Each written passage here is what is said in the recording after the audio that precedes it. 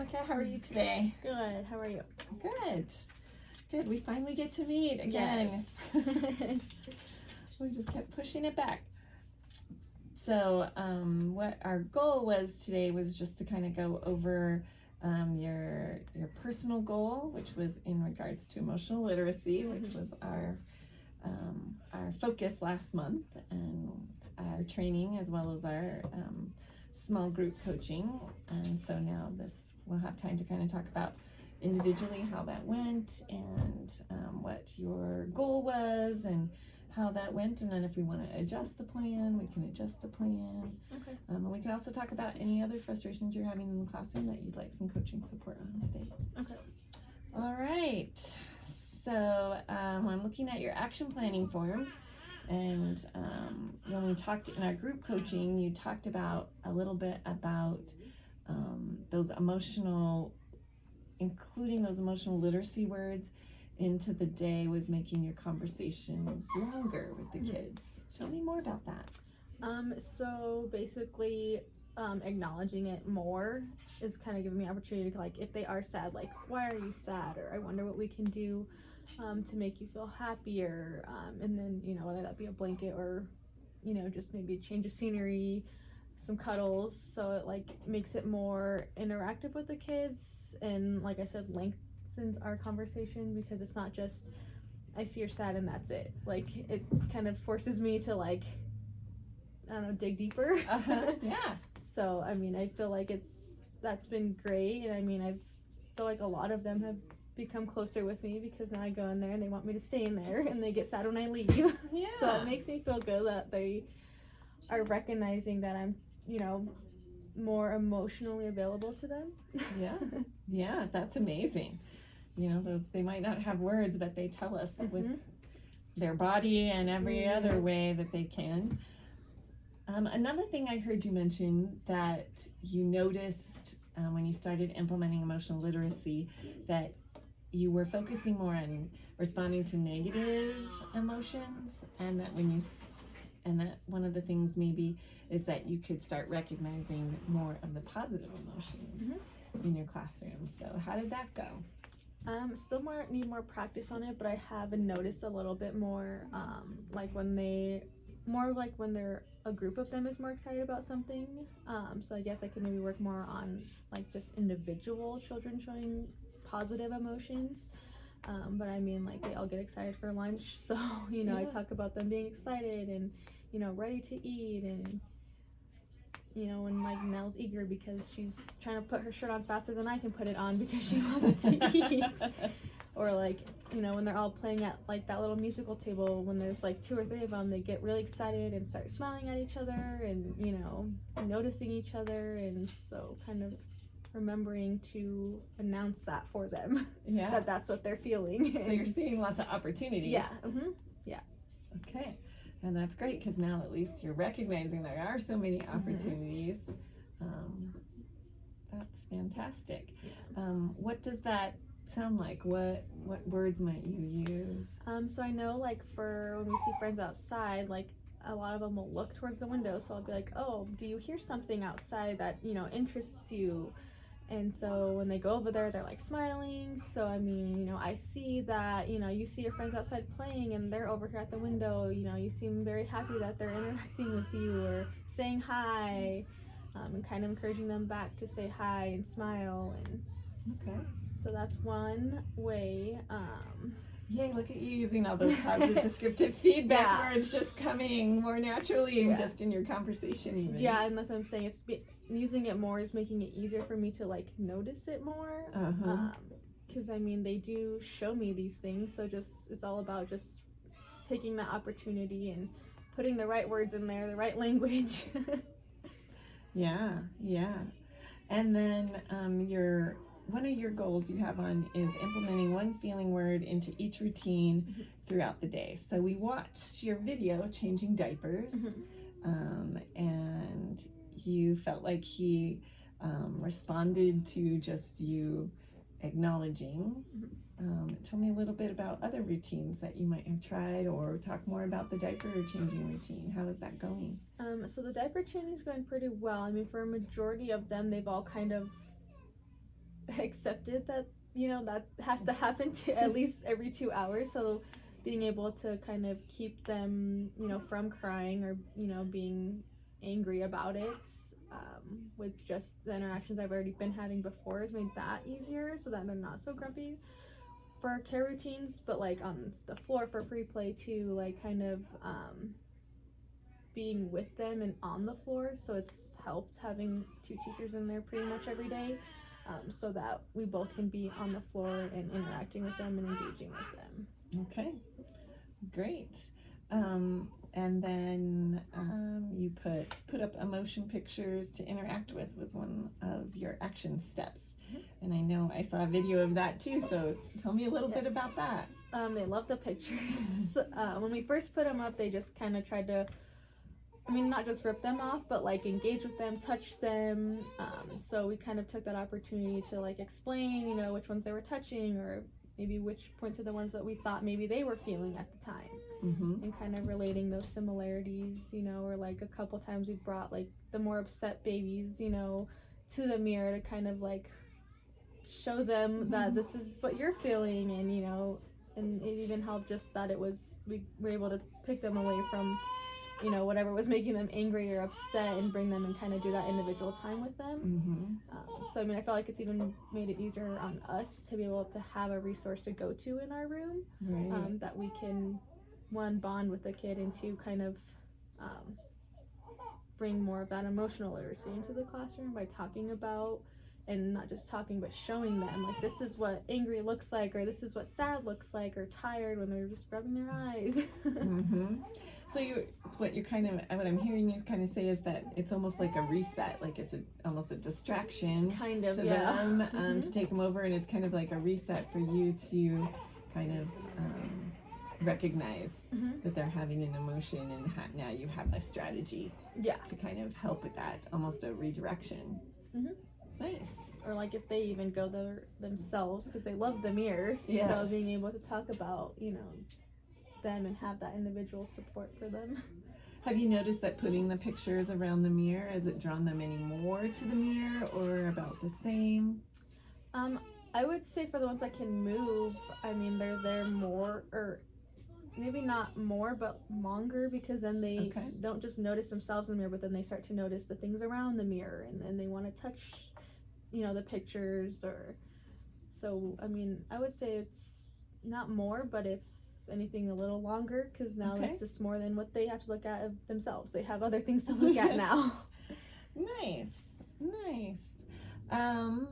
And your recordings, how did you feel about the recordings, and how are you feeling about being recorded and watching them and having this being recorded? I mean, it's always nerve-wracking at first, and I think once you kind of get into it, it's like you don't even notice sometimes the camera's there. But I do feel like sometimes, like when we have to record what we're doing, sometimes the kids just don't want to cooperate like they normally would. So that might distract them a little bit. But I mean, for the most part, I like being able to watch myself try these strategies and maybe get feedback from peers or you to know like what I could do better, or you know, what we notice, things like that. Okay, that's great. It sounds like everything's going pretty well with your emotional literacy goal. Yeah, it's definitely been a lot more, which I've been happy with. Okay. Tell me a little bit, do you want to make any adjustments to this action planning form? Are there things you want to add, or things you feel like you've accomplished to continue to work on? Let's take a look at your action goals here. Okay. So I really liked that we were able to do the mirror and add those feelings. So like I said, we find those opportunities. So maybe if we can maybe find more of a like kind of the same type of thing, but in like a book or something we can carry to the child. Okay. So that way, you know, it's not just we bring them there. Sometimes it's bringing them, like if, you know, baby's having a hard time with drop off, like being able to bring over the pictures and maybe like a little comfort item might be able to help me more throughout the classroom if I can bring it with me. Okay. Or even just maybe a laminated paper with some more feelings or something, so that they can interact with that as well. Okay. So what I hear you saying is like that you want to utilize books more and maybe make like a little comfort kit, or when we trained on at the very beginning, our first one on friendship skills, and we kind of talked about that make it better box concept. Yeah. Is that what you're saying? Something like that, yeah. And I mean, I know they're infants, so it's I mean, can't be too like in depth. So like simple like book, or just a little thing of just with like 5 emotions on it or something. Because I feel like it will work as like being able for me to talk more about emotional literacy. They get to see it for themselves and kind of maybe even use it as like a distraction, because they're like, ooh, this is new. So like something that's not out all the time might help them to calm down and like look at it with me, or have that one-on-one time. Awesome. So that's kind of like a new material and a new strategy. Yeah. Awesome. Is there anything, other resources, materials, or action steps that you'd like to adjust on your goal? I don't think so. Okay. Because I do have my little chart still that when I'm in there all day, I'm able to, look at it every time I change the board. Okay, did I do it during this time? Did I, bring emotional literacy during free play, outdoor time, care routine? So I kind of have like my checklist. So I know I'm at least doing it throughout the day. Yeah, I'm very visual too, so I love having that's been helpful. You have to find ways to help us build new habits. Yes. All right. Well, sounds like it's going great with your emotional literacy goals. Is there anything that you wanted to talk about? Any frustrations or any times of the day or specific children or routines that you would like support with? The only really like challenging thing for me is like the newer kids, their transition. Because I know each kid's gonna be different, and as far as like how long and like what it's gonna take, before they're comfortable with us. So I guess I don't know if there was anything you had that could maybe help me and like some other teachers with just those newer kids. Sure. On like how we can help them feel more comfortable with us, besides just talking about emotions and showing them and being available. Yeah. Well, since we're behind a little bit on our coaching, and we just had our training on that self-regulation piece, so maybe we can think about, transitioning new into the program. What you're explaining to me is like trying to help them with that transition. So tell me about, what does that look like when someone new is coming in, and what is the hardest part for the providers? So I think what's helpful is that infant guide that we do, because it kind of gives us a chance to talk with the parents and really, hear from their side of it, how they are at home. But I think, we might also need to add some things as far as like questions that we can remember to ask, or we just have like maybe a thing we can send out to parents about. I don't want to blame the parents, but I feel like it's hard when their home life is nothing like what they're going to experience here. So, I feel like having that communication with parents, because then they come in, and ask, like, their eyes are red, and, I can tell they've been crying, but it's, like, hard to, like, kind of break it down to them, like, we can't do certain things that you do at home here, especially because there's multiple children. It's not just one or two. So I don't know if there was something that we can figure out with the parents as far as like what to expect here and what your child should expect here before they come. Like you're kind of talking about maybe some parent education / communication pieces to kind of help parents know like what are the expectations here, because you have expectations with licensing. Yes. Will expectations from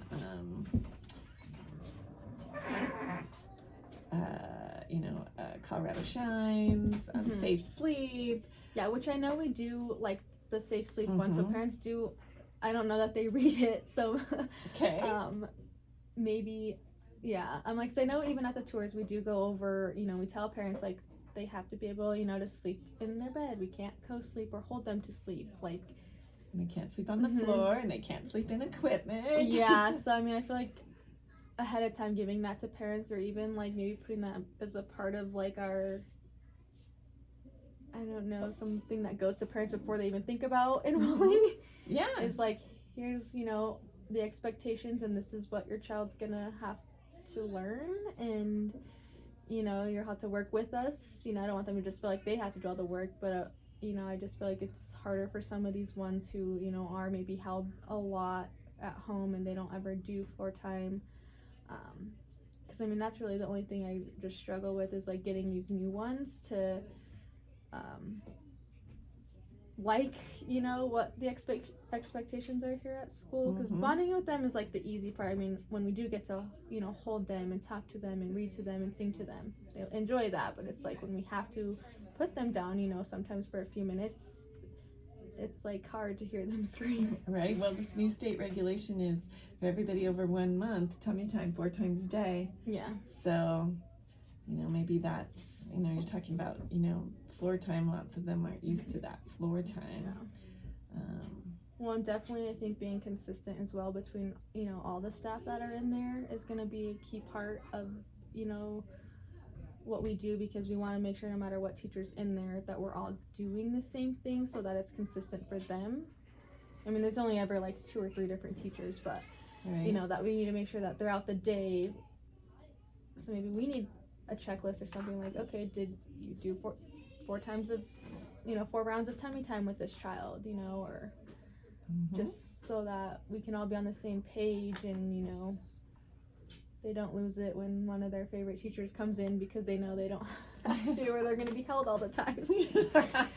So we all need to be on the same page so that they can adjust and know like, oh, okay, so these teachers are going to do everything the same with me. And So part of that adjustment piece of new children coming in is just making sure that the team is all communicated and in agreement, and everybody is implementing the same strategies. Yes, I think that's going to help a lot, because we know obviously consistency for them is one of the bigger aspects of that room. So I want to be able to give that to them every day, all day. Okay. And that's fantastic. All right. Is there anything else about transitioning new children into your programs? We kind of talked about maybe developing some kind of parent education, communication in regards to what is required for safe sleep policy. Also, what are the requirements for floor time? Are there any other things maybe would be important for parents to know before their first day or at their tour for enrollment?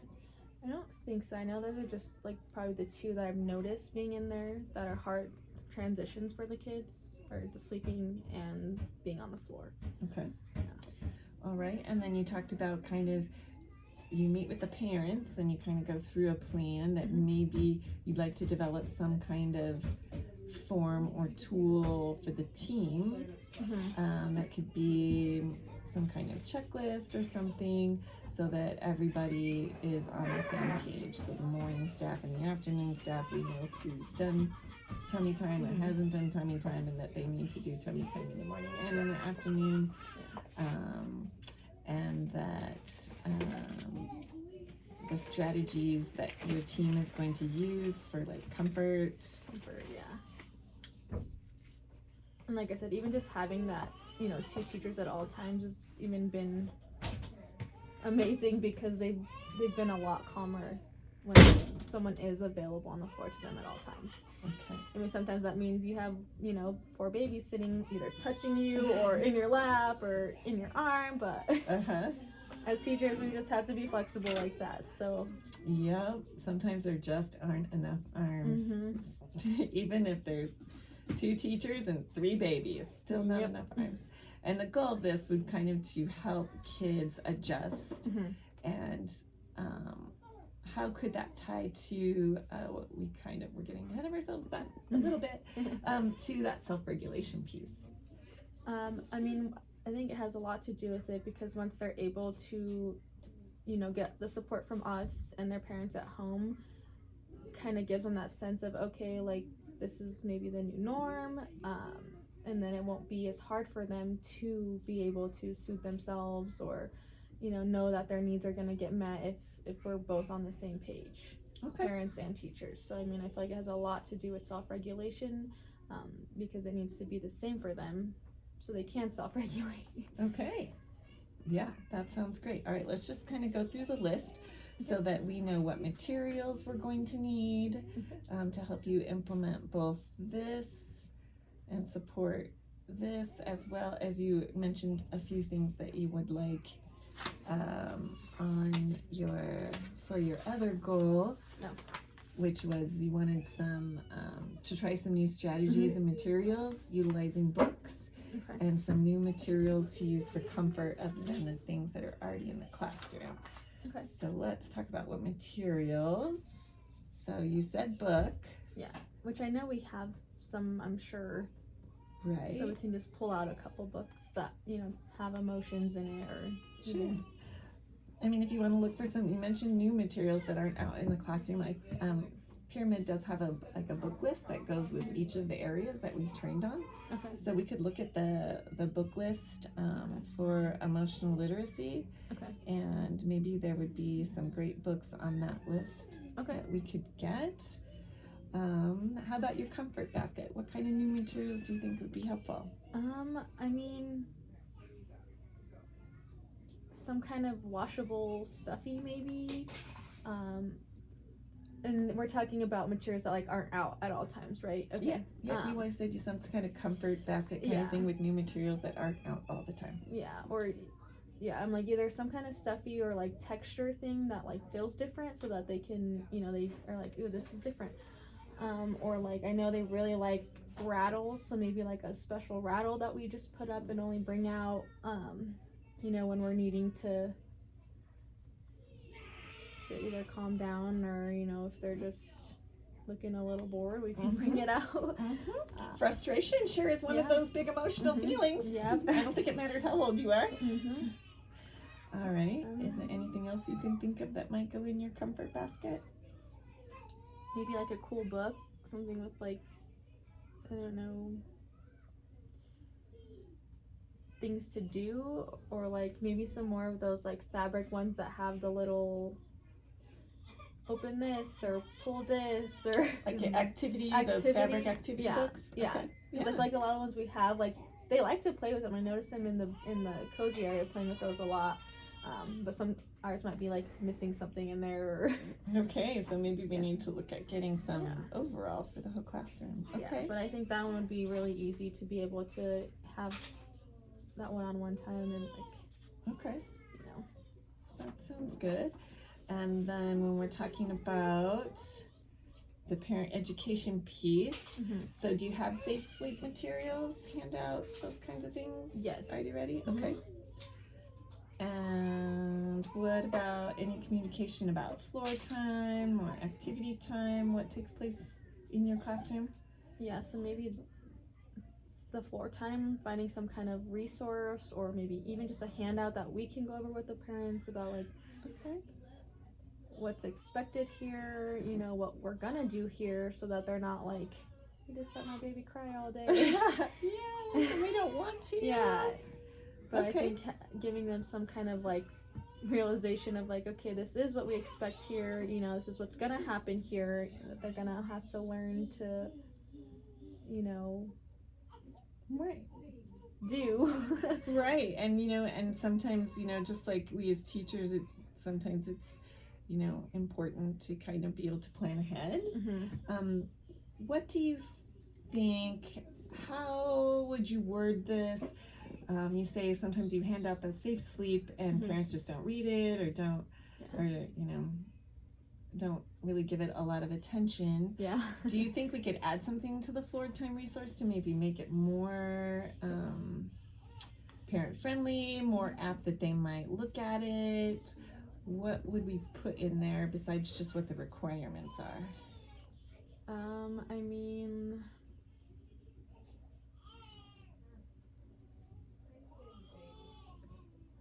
I'm just trying to think. I mean, I know like it's hard because a lot of them. I mean, maybe things that like they can bring that their children can play with on the floor. Maybe things that they like from home. So comfort items? Comfort items. Okay.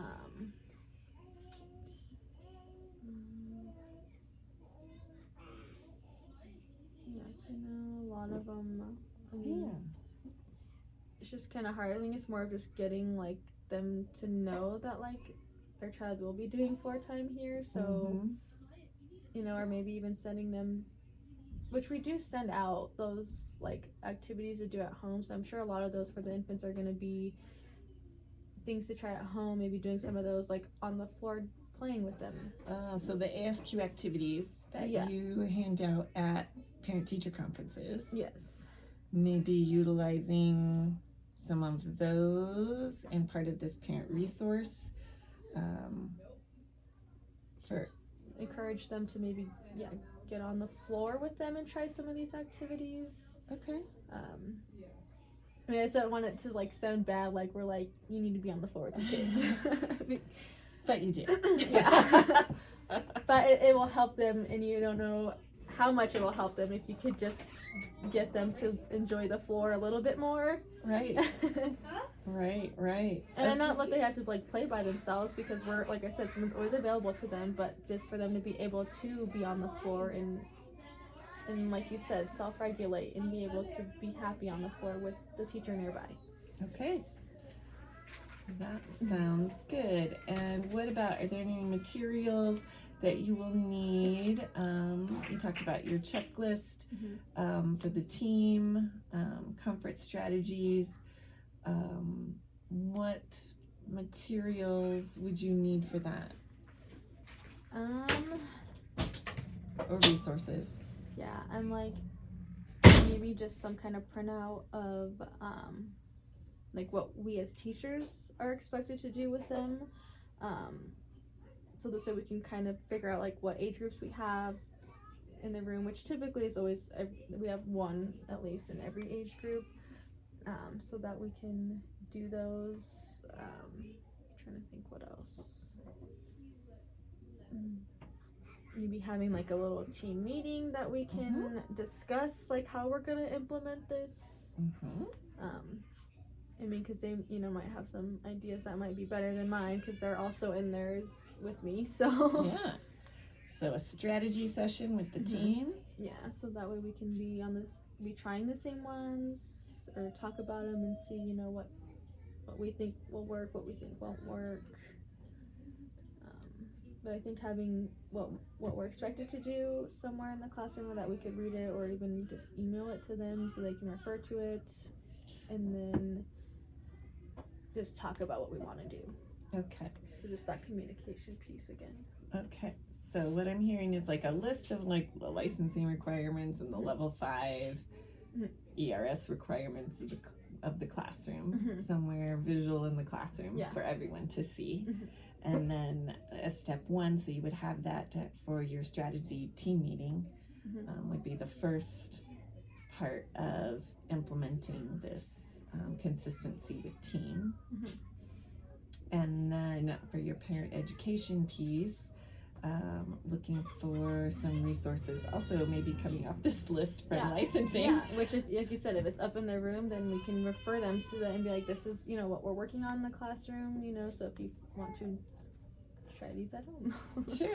Sure. So it looks like that same list of what the licensing requirements and what's, you know, best practice for ERS would be something you would use for both the team meeting strategy as well as the resource for the parents. Yes. So maybe that needs to be the first thing that we work on.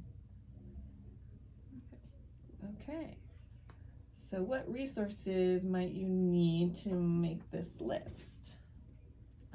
Just, you know, the licensing, whatever we need from licensing. Okay, so a copy of rules and regs? Yeah. Mm-hmm.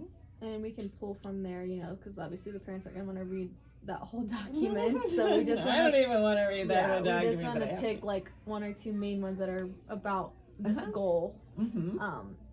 And then, I mean, if there's any other, like you said something about for the level 5, if they have anything. Yeah, we can definitely pull out the rating from last year. We can look over, you know, the strengths and the recommendations. Okay.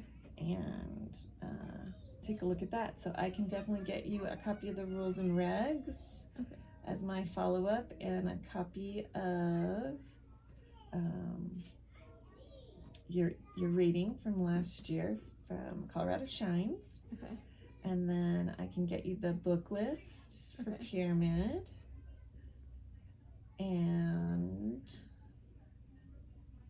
I think that's kind of the things that I could be most helpful with. And then maybe you could, what resources would you have to kind of get these items for your classroom? Okay. What's the best way to get those? Is it just to order them? I mean, I know we have like we might have them in other rooms, or like in this back room that we could just pull something new. I mean, it doesn't have to be like new, but just something new to the infants. Sure. So I mean, I can look in the storage room and see what I can find. Sure. Same with books. I know we have plenty of books throughout the building. Okay. So it's more of just like finding new things that we can bring into the classroom that we don't bring out all day every day, just for like those certain times that we were trying to, you know, model or teach the emotional part of the classroom. Okay. Sounds good. What time would you use your planning time to go look for these items in the storage room? Will you need additional time out of the classroom so you can find these things? I mean, whichever, like if there's just in the morning, like if one day if there's just like an extra teacher or something, I can have them stand in so I can go on a quick scavenger hunt. Okay, that sounds very fun. Yeah, I don't think I would need like extra time, or even after work I can stay a little bit and look for them as well, which might be better with no children here. It's always so much easier when there's no children here. It's so quiet. Yep.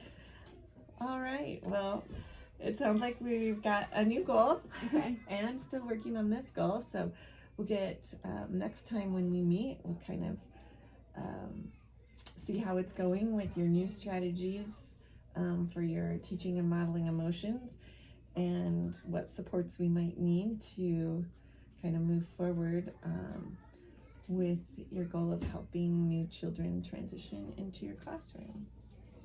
Okay. All right. Is there anything else you wanted to talk about, or you have questions about, or that I can support you with? I don't think so. Okay. All right. Well, thanks for meeting with me. And you know, you can always reach out if you have questions or want some in-classroom support. Okay. Just let me know. Awesome. All right. Thanks for meeting with me, Monica. Yeah, thank you.